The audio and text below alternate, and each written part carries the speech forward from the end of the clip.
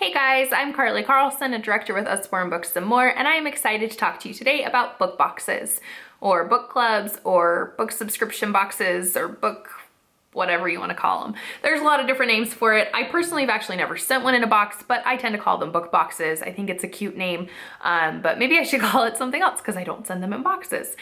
But basically what I'm here to tell you about today is how to make them profitable, how to make sure that you're organized, and how to make sure that it works well. So before you even get started, you need to do the math. You need to make sure that you've set realistic goals and that you are able to achieve profitability with this venture. Now, for some of you, profitability may not be as important as just getting the sales numbers, but you also don't want to lose a ton of money because that can happen. So when you're setting your goals, you need to factor in all expenses related to the cost of running this book club service. So you need to factor in the cost of shipping, which is going to be one of your biggest expenses, the cost of the books, and the cost of any supplies such as mailers or boxes. Now, my recommendation to you right off the bat is not to include any extras in your book club boxes. You can make the box very cute with washi tape, tissue paper, but once you start putting extra things in there, such as toys, flashlights, anything like that, you're going to not be able to ship it media mail any longer, and that's going to double, triple, or even quadruple your shipping costs, and that is just not going to work out financially for you. So my recommendation is that unless you really want to charge your customers for that extra cuteness, I would keep costs low by planning on only shipping books in these book boxes. Another thing to keep costs low is to purchase your mailers like at the dollar store or to purchase them in bulk on Amazon.com. I like padded mailers personally, and I just wrap my books really well and then put them in a padded mailer, wrap it up nice and tight. That's how I ship mine. And you can make the outside of the package super cute so that it looks really fun, and that does not impact the cost of shipping at all. You can ship a cute package, medium mail, totally fine. So the first thing you want to do is factor out your costs. So you need to set a goal. Let's say our goal is to have a $500 book fair, which would give us $750 worth of books to work with for our subscribers. Now, if we want to have a $500 book fair, we're going to have to think about the fact that we need to factor in the cost of shipping. So, just kind of knowing what I know about media mail, I'm going to tell you that the most you're probably going to pay for media mail shipping on these is around $6. That's the most. So let's say that $6 is our shipping number that we're working with here. You're going to want to go ahead and do your own math on this. You're going to want to go ahead and work this out yourself on a piece of paper. But just for the purposes of today, I'm going to use my handy dandy iPhone calculator, and hopefully this works. I am terrible at math. I am really dumb at math. So hopefully, hopefully this makes sense in the end. So if my goal is to have a $500 book fair, and I know that I have to factor in the cost of shipping, before I'm able to get to the $500 book fair part, I need to think what shipping is going to cost. So I think realistically, I could get 15 subscribers. So let's say I have 15 boxes to ship out each month, and my book box subscription is going to go over the course of 3 months. So I have to do it 3 times. So let's do 15 times 6, which is 90, times 3, because I have to do that 3 times, which is 270. So I'm gonna wanna add that to 500. And so that's going to make sure that the cost of my books is covered plus the cost of shipping, because when I go in to put in my $500 book fair, I have to pay $500 for that. Yes, you make commission on that, but you still have to pay for that up front. Not all of us have the luxury of just saying, oh, I'll get my commission later. I really encourage you to let the commission be a bonus after the fact. So your goal is to make $770 cash, which is going to include the cost of the books and the shipping. And we said that we were gonna have 15 subscribers, so I'm gonna divide that by 15. That gives me a total of 51.33. You can round that up or down, but that's the cost that your subscription service needs to be to make financial sense. I didn't even include in that the cost of packages, the actual packaging itself. $52, let's say, per subscription for a 3-month subscription of books is a steal of a deal.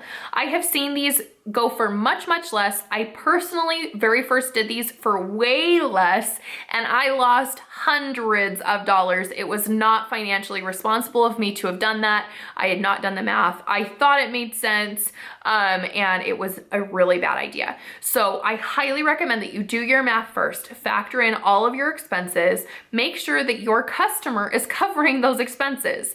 And what's so nice about this is that we didn't lose any commission because you're getting paid commission on the $500 that you put in, which is going to be 17%, which is $85. Now that may not seem like very much commission for the amount of work that you're going to do, but it's worth it for the relationships you're building and for the fact that you're getting your books in front of all these customers. So here's the recommendation I have to turn these connections into more than just BookBox subscribers. Set them up with social media and email, and really get them to start using maybe a specific hashtag that you've created. So when they get their box each month, they're going to share it on social media using your specific hashtag, which their friends are going to see, their friends are going to be excited about, and they will share their cool box of books, which is going to help spread the word about you and your bookstore, okay? Another idea is to get their email address. Be sure to use the email list that you can generate from this, and try and get hosts. Give them a BookBox subscriber only host exclusive, some kind of very nice bonus for booking with you that you can use to entice them to book with you and fill your calendar. So it's more than just a BookBox subscriber that you've gotten out of this person. So it's a really good way to build upon these connections. They're gonna fall in love with these books. It's also a good recruiting tool. So the commission may not seem that high, but I think it's worth it. The work is worth it, and it's really, really fun. So now to the logistics, like how do you actually pick the books? So this is completely up to you. There are two different ways that I see are very effective to do this. Number one would be to set up a Google Doc form. And if you've never done this before, there are many tutorials on YouTube. It's super easy to do. You're going to need their name, their email address, their mailing address, and the names and ages of the children that they're subscribing for. Now, again, this is totally up to you, but lesson learned for me, I will not allow people to sign up multiple children for the same box. If they have multiple kids they want to sign up for, they're going to have to purchase multiple boxes. So you can set up your form so that they can sign up for multiple children within the same form, or they can just fill out multiple forms, one per kid. That is just going to be so much cleaner, and it's also going to boost your sales because you're going to get more box subscriptions rather than letting people take the cheap route and get one box for all 3 kids. Oh my goodness, it is so stressful and hard to put those together, trust me. So, okay. From there, the information you get from them, oh, and you're also going to want to know their children's interests, reading level, that kind of thing.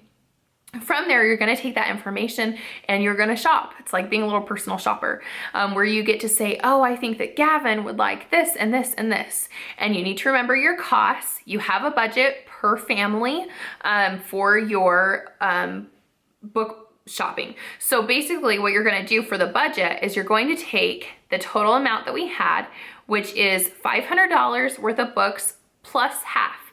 So plus $250, which is $750. We're going to divide that by 15 people.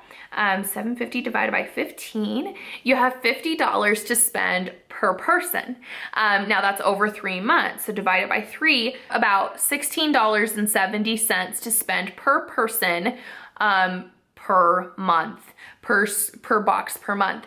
And that includes the free books. So you cannot exceed that. So you really need to keep that in mind when you're filling this order, is that you're gonna wanna stick to lower priced books so that they get a couple of books per box. So pocket books are a great option because they're only $5, and then you could pair them with a $10 book and really feel like you've added a little bit of value there. You cannot exceed that budget or you're going to run out of books and budget to fill those boxes. So really know your numbers.